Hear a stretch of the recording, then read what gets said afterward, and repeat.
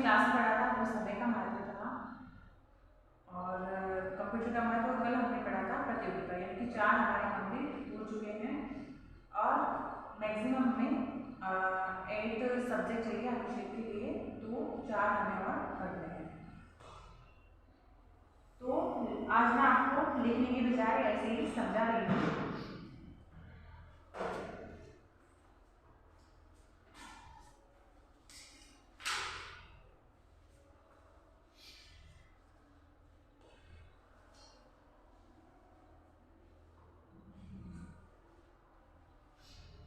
वैसे कुछ अनुच्छेद जो होते हैं वो डायरेक्टली अपना टॉपिक होता है, और कुछ अनुच्छेद के अंदर आपको एक कोई लोकोक्ति या कोई मुहावरा दिया होता है, उसको आपको वापस एक्सप्लेन करना होता है।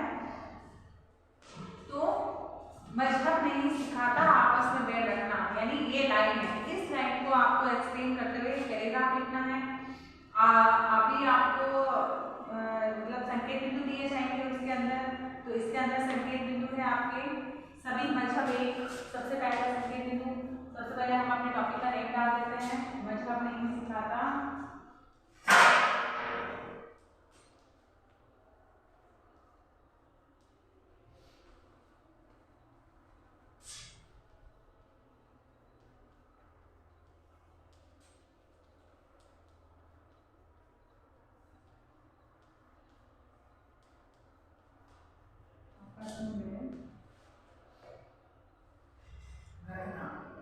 बैर का मतलब दुश्मनी की, यानी मजहब यानी धर्म, कोई भी धर्म आपको ये नहीं सिखाता कि आपको आपस में दुश्मनी रखनी चाहिए। यानी ये आपकी सारी जमात से अच्छा जो आप बोलते हैं उसके अंदर की लाइन है कि मजहब नहीं सिखाता आपस में बैर रखना, यानी मजहब यानी धर्म होता है और बैर यानी दुश्मनी होती है, कि कोई भी धर्म आपको आपस में बैर रखना है, एक दूसरे से ईर्ष्या रखना, दुश्मनी रखना, ये चीजें नहीं सिखाता। अब इसमें हमें चाहिए संकेत बिंदु। अनुच्छेद लिखने के लिए मोस्ट इंपॉर्टेंट होता है संकेत बिंदु। संकेत बिंदु है इसके सभी मजहब एक, फर्स्ट सभी मजहब एक, यानी कि सभी धर्म एक होते हैं। दूसरा इसका संकेत बिंदु जो है हमारे पास वो ये है कि सभी धर्मों का आधारभूत तत्व, यानी सभी धर्मों का आधारभूत तत्व क्या होता है, मुख्य तत्व क्या होता है?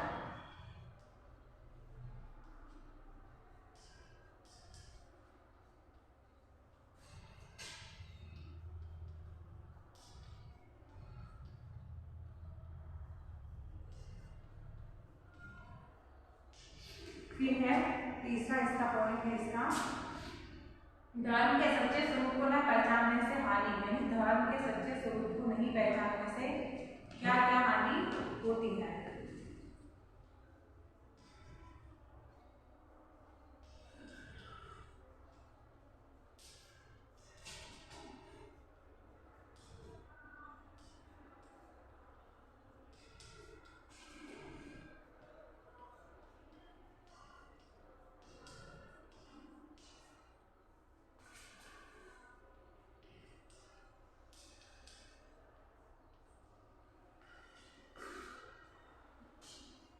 फिर है सच्चे धर्म का अर्थ मित्रता व सहयोग का मार्ग। इसके अंदर हमें काफी पॉइंट दिए गए हैं। फोर्थ वाला पॉइंट है कि सच्चे धर्म का अर्थ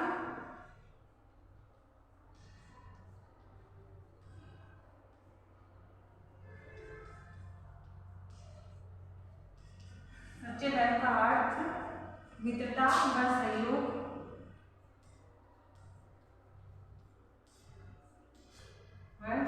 का मार्ग।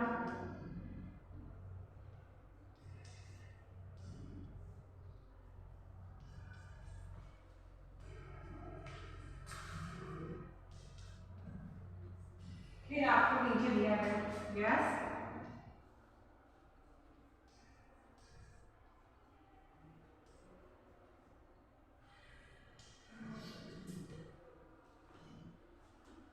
कौन बोला? मेरी तरफ से कोई प्रॉब्लम नहीं है, ब्लैक बोर्ड क्लियर ही दिख रहा है और इसको थोड़ा और वैसे ब्लैक बोर्ड से कुछ देखना भी नहीं है आपको, मैं आपको पॉइंट बोल रही हूँ कि अपना जो आज का विषय है मजहब नहीं सिखाता आपस में बैठ रखना, और इस तरह के जो विषय हैं अनुच्छेद के विषय इस तरह के भी होते हैं, जैसे गलत गलत अभ्यास के जनमत के मुक्त सुजान, मन के हारे हार मन के जीते जीत। तो इनको आपको संकेत बिंदुओं को फॉलो करते हुए और उसके अंदर आपको संकेत बिंदु के अनुसार आपको उसके अंदर अनुच्छेद और सीधे शब्दों में लिखना होता है।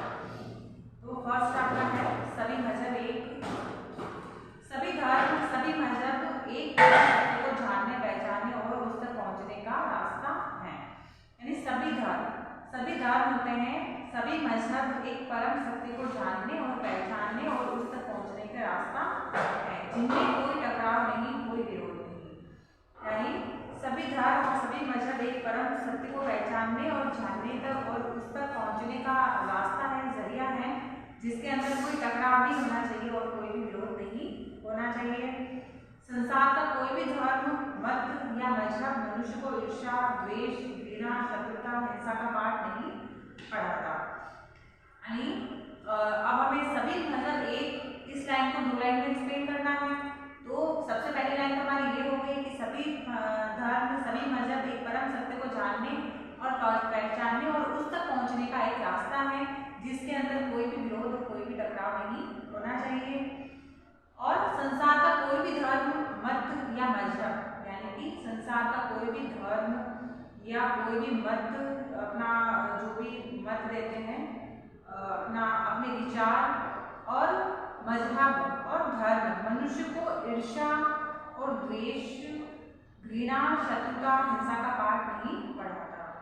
कोई भी धर्म हमें ईर्ष्या, द्वेष, दुश्मनी रखना, घृणा करना, शत्रुता रखना और हिंसा यानी लड़ाई झगड़ों का पाठ हमें नहीं पढ़ाता। कोई भी धर्म ऐसा नहीं कहता कि हम हिंसा करें, लड़ाई करें। संपूर्ण मानव जाति का कल्याण, सत्याचरण, प्रेम और मैत्री, सेवा, सदा दया, परोपकार, करुणा व सहयोग सभी धर्मों के आधारभूत तत्व हैं। हमने 2 लाइन में सभी मजहब एक का एक्सप्लेनेशन कर दिया। उसके बाद सभी धर्मों का आधारभूत तत्व क्या है? संपूर्ण मानव जाति का कल्याण, सदा सत्याचरण यानी सत्य का मार्ग, प्रेम और मैत्री यानी प्रेम और मित्रता का भाव, सेवा, दया, परोपकार, करुणा व सहयोग सभी धर्मों के आधारभूत तत्व है। यानी कि सभी धर्मों की मानव मतलब सभी धर्मों के मनुष्य को, सभी धर्मों के इंसानों को क्या करना, मतलब उनका आधारभूत तत्व क्या होता है, उनका परम कर्तव्य क्या होता है, तत्व यानी उनका मेन कर्तव्य, उनका जो इंसानियत उनमें जो होनी चाहिए वो क्या है कि उनकी जो जाति है उसका कल्याण और सत्य आचरण, सत्य जैसा सत्य के लिए आचरण करना, और प्रेम और मैत्री यानी मित्रता का भाव, प्रेम और मित्रता का भाव, और सेवा, दया और परोपकार यानी दूसरों के ऊपर उपकार करना, दूसरों के लिए भलाई, दूसरों के लिए सोचना, करुणा और सहयोग सभी धर्मों के आधारभूत तत्व, यानी सभी धर्मों में ये इनके आधारभूत तत्व होते हैं। इस मूल बात को भूलकर फिर क्यों लोग मजहबी टकराव पैदा कर देश समाज की शांति को भंग करते हैं। यानी कि इस मूल बात को, यानी जो उन्हें यह तो भूल जाते हैं कि आपको समाज का कल्याण करना है, प्रेम का भाव रखना है, मित्रता का भाव रखना है, उनकी सेवा करनी है, दया और परोपकार, करुणा और एक दूसरे का सहयोग करना, और इन सभी चीजों को भूलकर वे लोग मजहबी टकराव यानी धर्म के तू इस धर्म का है, मैं इस धर्म का हूँ, और ईर्ष्या रखना, भेदभाव करना, ये मजहबी टकराव पैदा कर देश और समाज की शांति को भंग करते हैं। क्यों एक दूसरे के बैरी हो जाते हैं और वे क्यों एक दूसरे के दुश्मन बन जाते हैं। बैरी यानी दुश्मन बनना। ऐसा वे लोग भी करते हैं जो या तो धर्म के सच्चे स्वरूप को पहचानते ही नहीं, या अपने स्वार्थ पूर्ति के लिए लोगों के धार्मिक उन्माद पैदा कर अपना मतलब और महत्वाकांक्षा को सिद्ध करते हैं। यानी जो एक दूसरे के दुश्मन हो जाते हैं, और सांप्रदायिक दंगे काफी सारे होते हैं, आपने देखा भी है और सुना भी है। तो ऐसा वही लोग करते हैं जो या तो धर्म का सच्चा स्वरूप को पहचानते नहीं, एक धर्म का क्या कर्तव्य होता है, एक धर्म के लोगों को क्या करना चाहिए, या तो या इस स्वरूप को नहीं जानते हो, या फिर वो अपने स्वार्थ की पूर्ति के लिए लोगों में धार्मिक उन्माद पैदा करते हैं, यानी कि अपने धर्म के प्रति उनमें एक अलग ही मतलब उनको एक अपने धर्म के प्रति अलग ही उनका वो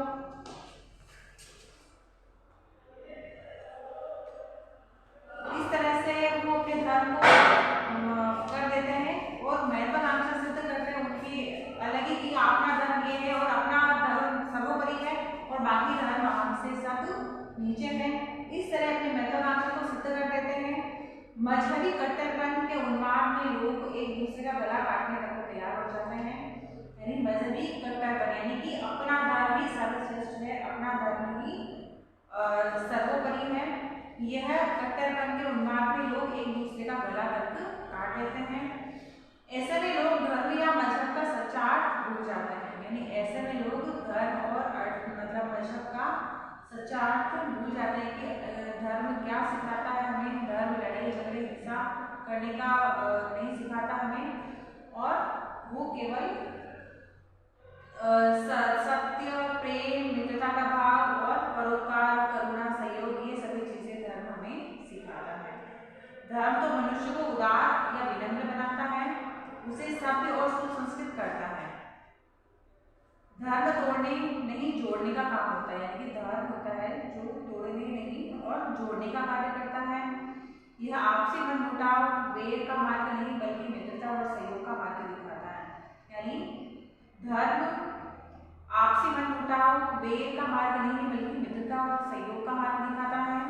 कोई धर्म ऊंचा या नीचा कैसे हो सकता है जब सबकी मूल शिक्षा एक ही है, यानी कोई भी धर्म ऊंचा या नीचा, छोटा या बड़ा कैसे हो सकता है जैसे जो सबकी मूल जो शिक्षा होती है वो एक ही होती है।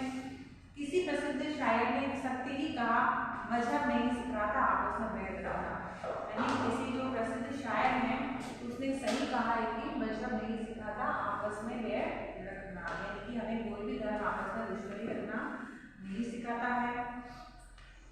धर्म तो हमें कहता है कि आप लोगों का कल्याण करो, प्रेम का भाव रखो, मित्रता का भाव रखो, सबका सहयोग करते हुए आगे बढ़ो। लेकिन लोग क्या करते हैं कि मजहब को लेकर के हमारा धर्म सबसे ऊंचा है और बाकी का धर्म या इस धर्म के लोग उस धर्म से कोई रिलेशन नहीं कर सकते, बात नहीं कर सकते, अलग अलग रहते हैं। और तो इस वजह से वो हमें ये सब धर्म नहीं सिखाता। तो मजहब मतलब आपका जो ये अनुच्छेद था मजहब को नहीं सिखाता आपस में बैर रखना, ये कंप्लीट हो चुका है। इसमें आपको जो ये पांच संकेत जो दिए गए हैं उन्हीं को लेकर आपको एक पैराग्राफ लिखना था और आपने देखा होगा कि इसके अंदर सभी संकेत बिंदु की दो लाइनें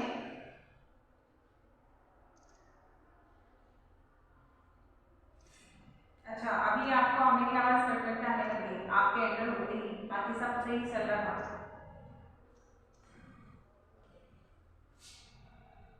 तो ये अनुच्छेद हमारा कंप्लीट हो गया है और हम दूसरा अनुच्छेद भी देख लेते हैं ताकि हम अपना अनुच्छेद वाला टॉपिक थोड़ा सा जल्दी कवर कर सकें। का बरखा जब कृषि सुखाने, ये भी एक लोकोक्ति है, मुहावरा है कि का बरखा जब कृषि सुखाने, यानी कि कोई भी चीज जब उस समय का महत्व बताया गया है इसमें कि कोई भी चीज हमें समय पर नहीं मिले तो उसका महत्व खत्म हो जाता है।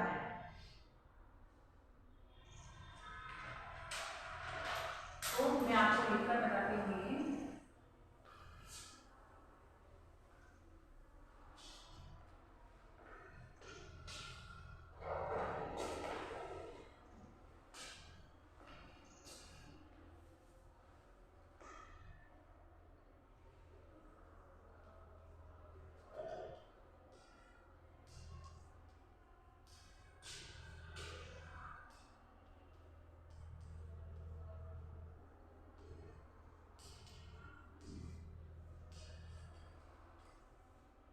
ये एक लोकोक्ति है और आपका ये है 5th नंबर का अनुच्छेद है आपका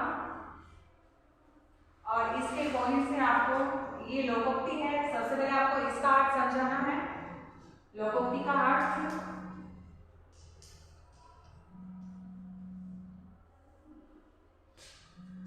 लोकोक्ति का अर्थ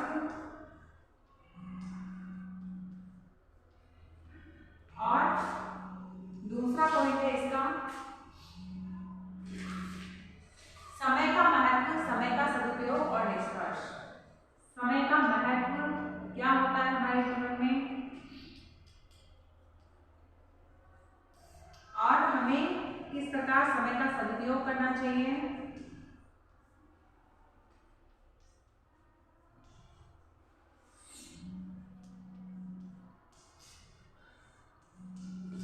और फिर फोर्थ है इसका निष्कर्ष।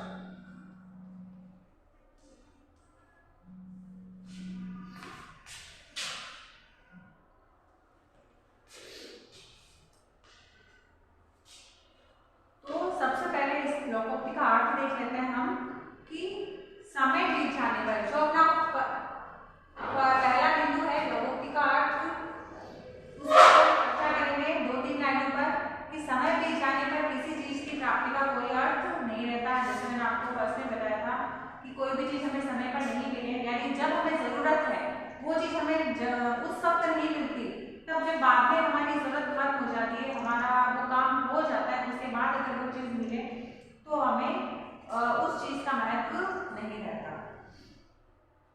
तो समय बीत जाने पर किसी चीज की प्राप्ति कोई अर्थ नहीं रखती। आप चाहे तो आप उसको मेरी लैंग्वेज में लिख सकते हैं कि समय पर आवश्यकता पड़ने पर वो चीज, जरूरत की चीज नहीं मिलने पर उसका कोई महत्व नहीं रह जाता। खेती सूख जाने पर अमृत जैसा जल देने वाली वर्षा में भी सामर्थ्य नहीं कि वह फिर से पौधों को हरा कर सके।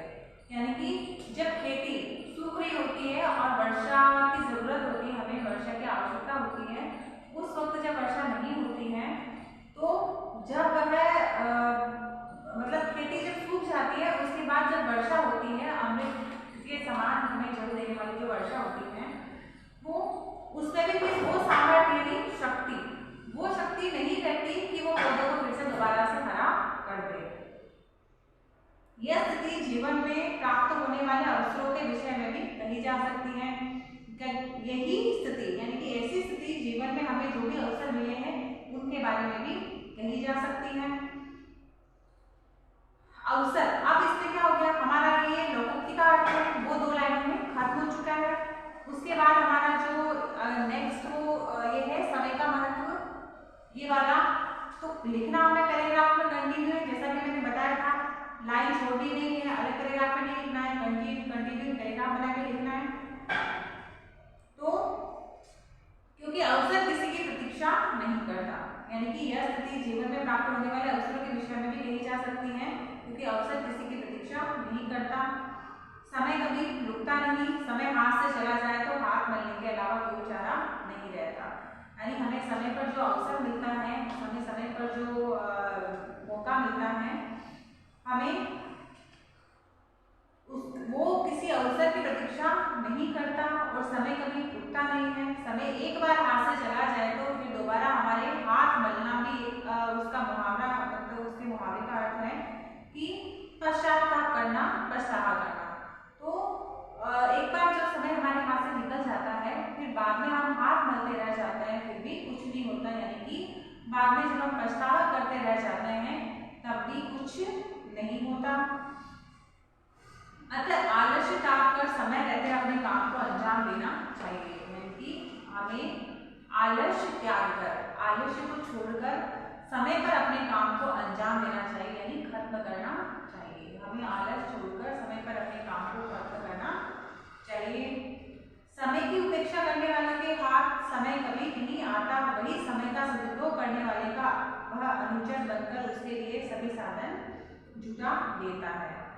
संसार के हर सफल व्यक्ति की उपलब्धि का रहस्य केवल समय की पहचान और उसका सही उपयोग ही होता है। यानी समय का महत्व देख लिया हमने, 2 लाइन में हमने समय का महत्व पढ़ा था और अब आ गया अपना नेक्स्ट संकेत बिंदु था कि समय का सदुपयोग। हमें इससे रिलेटेड 2 लाइनें लिखनी है। तो समय की उपेक्षा करने वालों के हाथ समय कभी नहीं आता और वही दूसरी ओर समय का सदुपयोग करने वाले का वह अनुचर बनकर यानी कि साथी बनकर उसके लिए सभी साधन जुटा देता है। संसार के हर सफल व्यक्ति की उपलब्धियों का रहस्य केवल समय की पहचान और उसका सही उपयोग ही होता है। यानी कि संसार में जितने भी सफल व्यक्ति हैं उनका और उनकी उपलब्धियों का रहस्य केवल समय की पहचान करना और उस समय का सही उपयोग करना ही है। यानी संसार में जितने भी सफल व्यक्ति हुए हैं उन्होंने कुछ उपलब्धियां हासिल की है, उन्होंने क्या किया, समय का सही उपयोग किया और समय के महत्व को पहचाना।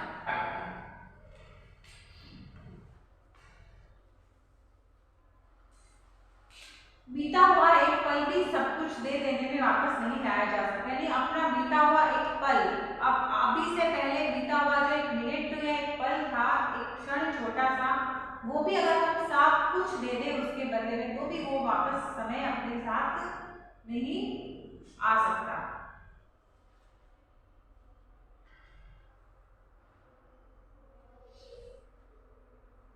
यहाँ तक कि विधान को बदलने में स्वयं ईश्वर भी सक्षम नहीं है। यानी कि जो विधि का जो विधान है, जो कि सब कुछ पहले फिक्स है लिखा हुआ, उसको बदलने में स्वयं ईश्वर भी सक्षम नहीं है। यानी कि जो विधि का विधान है, जो विधि का लिखा हुआ है, लेखा जोखा, उसको स्वयं ईश्वर भी बदलने में समर्थ नहीं है। यानी कि इतनी क्षमता ईश्वर भी नहीं रखते कि वो विधि के विधान को बदल सके।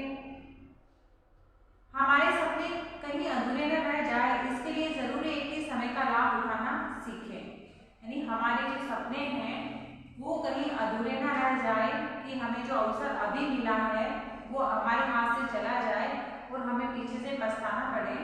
तो हमें समय का सही लाभ उठाना चाहिए और उस समय का सही लाभ उठाना सीखना चाहिए। अन्यथा वरना का वर्षा जब खुशी सुखाने सम चुकी तुम्ही का पछताने। यानी कि ये है कि का वर्षा जब खुशी सुखाने, यानी कि जब अमृत जैसी वर्षा होती है, कृषि के सूख जाने के बाद में अमृत जैसी वर्षा का कोई महत्व नहीं रहता है। तो अगर आपको कोई लोकोक्ति, कोई मुहावरा या इससे रिलेटेड कोई दो लाइन आ रही है तो आपको इसमें आप अपने अनुच्छेद में लिख सकते हैं। तो हमारे दो अनुच्छेद कंप्लीट हो चुके हैं। कल हम नेक्स्ट दो अनुच्छेद देखेंगे, जो कि हमारा ये वाला जो मैंने बताया, ये वाला 6 वाला था, ये 5th था। तो हमें 3 अनुच्छेद और देखने हैं, वो हम कल कंटिन्यू देख लेंगे।